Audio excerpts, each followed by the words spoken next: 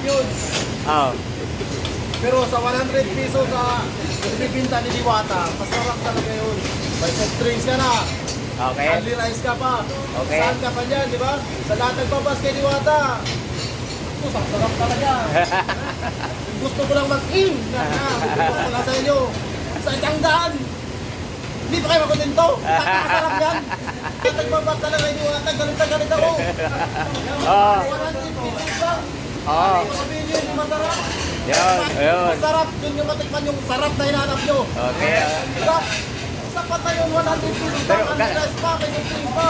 Galit ka talaga sa mga basher. Lalo na yung mga trip. Oh, dami audience oh. Buwa-buwa number 1. 5 minutes. Ya, di, tawagan mo, gano'ng kalaki, kaya mga kalaki yung CP ni Diwata.